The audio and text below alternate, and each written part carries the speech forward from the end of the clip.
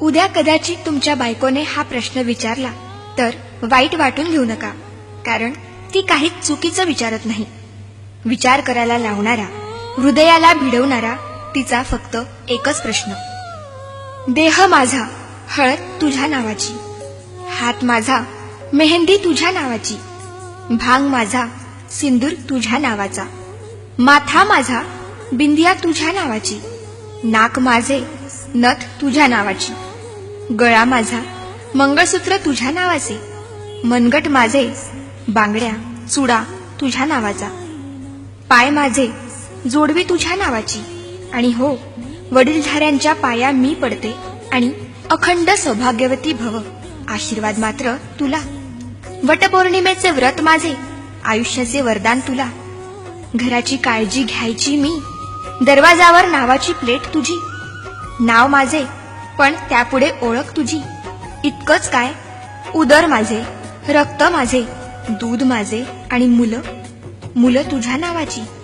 माझं सगळंच तर तुझ्या नावाचं. तक्रार नाही, प्लीज रागावूही नकोस.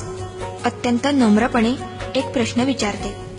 तुझ्याकडे काय आहे रे माझ्या नावाचं? आई बाबा मित्रमैत्रिणी सोडून आली तुझ्या घरी. तिचे मन सांभाळायची आता कोणाची जबाबदारी? अनोळख्या कुटुंबात इतकी ती एकरूप होते. स्वतःची काही आवड होती हेच मुळे विसरून जाते. अशा तुझ्या पत्नीसाठी थोडासा बदलशील का? तिच्या मनाचा थोडा तरी विचार करशील का? कधी सकाळी लवकर उठून चहा तिला नेऊन दे. वाफाळता गरम उपमा हळूच पुढ्यात आणून दे. भाजीत मीठ नसले तरी हसून वेळ मारून ने. स्वयंपाकाला कधीतरी कौतुक भरले शब्द दे. साडी मस्त शोभतीये आज, मनमोकळी दाद दे. सुटीत एखाद्या एकटीलाच आपणहून फिरायला ने.